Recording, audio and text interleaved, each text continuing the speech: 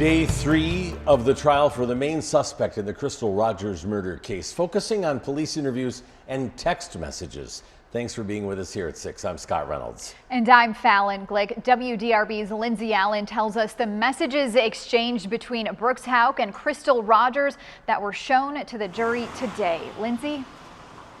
Yeah, Fallon and Scott, these were shown to the jury during the testimony of Detective John Snow. He again was the lead investigator on the Crystal Rogers investigation for the Nelson County Sheriff's Office. So the first one here, the defense points to this, is an exchange from about 6 weeks before Rogers disappeared. It's from April of 2015. Rogers says, "I cannot deal with the way you treat me anymore. I'm tired of always being on the back burner." Houck replies, "Please come back home. Running from your problems won't fix them."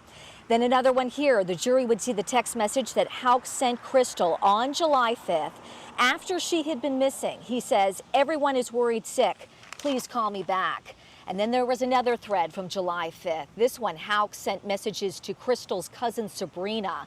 This is who Houck says told police that Rogers sometimes stays with when the two got into an argument. He says, "What's up? It's Brooks. Is Crystal with you?" She replies, "No, haven't seen her."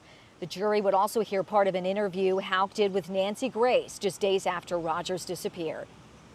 Did you report her missing? No, ma'am. Why? That is a great question, and one that I definitely want to hit the public and the media. I was not in the least little bit alarmed in any way, shape, or form. We have had a stressed relationship at times. The defense would ask Detective Snow if any DNA evidence from any member of the Houck family or Joseph or Steve Lawson was ever found in Crystal Rogers' car. Snow would testify it was not. And then late in the day, the prosecution called a witness who owned the Radio Shack, where she says Houck came in on July 6th and wanted to buy a top-of-the-line recording device. She says she remembered it because Houck came in with Eli, their 2.5-year-old son, and she said she found it odd because Houck made Eli keep his head down while they were in the store. Detective Snow testified earlier today that Houck brought in a recording device to one of the interviews with police, but then kept it hidden in his pocket.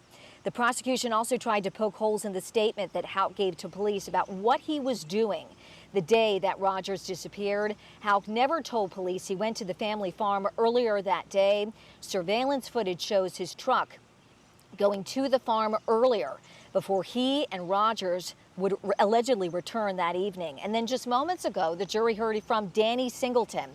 He worked for Houck. He said that Rosemary Houck, Houck's mother, approached him about getting rid of Crystal, but the defense would show that the jury that Singleton has changed his story over the years, has been charged with perjury, and only admitted to that conversation when he was in jail.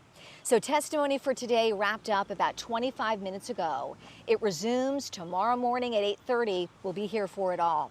Reporting live in Bowling Green, I'm Lindsay Allen, WDRB News.